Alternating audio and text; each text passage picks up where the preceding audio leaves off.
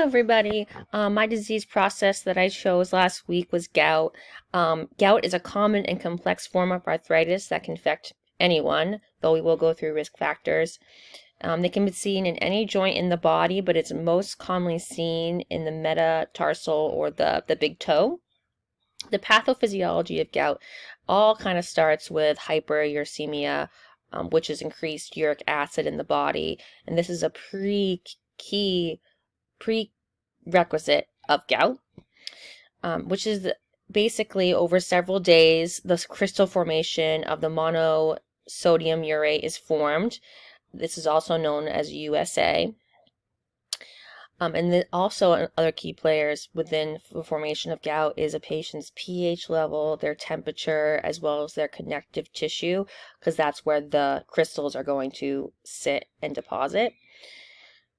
So the crystals, like I said, the connective tissue is commonly where they deposit, but also the subcutaneous tissue or the kidneys are all the other common places as well. And the depositing of the MSU crystals cause a cytokine-mediated inflammatory response, which we learned kind of about last week. And essentially the release of TNFA, chemokines and interleukins, as well as the initiation of the complement system, trigger the activation of macrophages and neutrophils in the body. This is a massive mediator release which causes inflammation, pain, redness, swelling at the site where the crystals are deposited. So the next question could be, how does this happen? How does this occur in the body? The prerequisite is hyperuricemia. So how does this occur? And it can occur in two different ways. 10% of the time it's overproduction, which is when somebody has too much purine in their diet, they're eating too much red meat, they're drinking too much alcohol, or they're having too much seafood. There also is endogenous purine synthesis, which can happen from malignancy or tumor lysis, or purine sauvage as well. And lastly, the purine breakdown, the glycogen storage disease, all can cause hyperuricemia.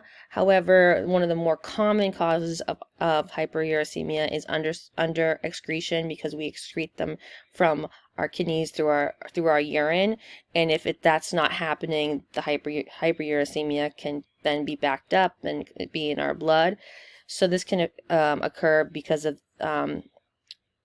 diuretics or renal failure, as well as urinary reabsorption through alcohol and genetic defects.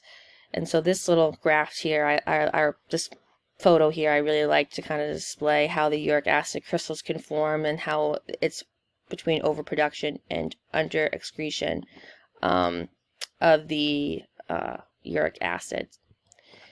So then we go down to risk factors. Risk factors, I think we learned about in nursing school, but being male is one of them. It's more common to get gout in males. Obesity is a common risk factor.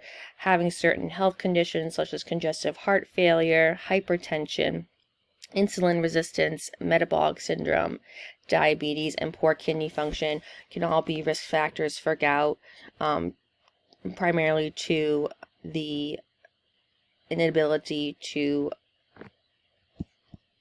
perfuse well, or the inability to excrete as the uric acid through the kidneys if you have poor kidney function. Other risk factors are certain medications such as diuretics, which was mentioned above. Alcohol, and drinking lots of alcohol, that's a risk of gout as alcohol intake goes up. Beer is specified as well as being an alcohol that can cause gout. Eating, drinking foods high in fructose, which is a type of sugar. And then lastly, as we discussed earlier, but having a diet high in purines, which then the body breaks down as uric acid. This is red meat, organ meat, seafood such as anchovies, sardines, mussels, scallops, trout, and tuna. And then we move on to major signs and symptoms of gout. And it's kind of what you would think of in this picture here. Is a nice little picture to show what we mostly think of when we think of gout. But it's intense joint pain, which usually affects the big toe. The pain is usually most severe 4 to 12 hours after the initial attack, while there are lingering discomforts after the initial flare, which can be up to days or even weeks after the initial attack. There's inflammation and redness at the site, which you can see here, a limited range of motion, and when you palpate it, it is taut to the touch. So how do we diagnose gout? We diagnose gout primarily with a physical exam, taking a look at the joint, seeing if it's hot, red, inflamed.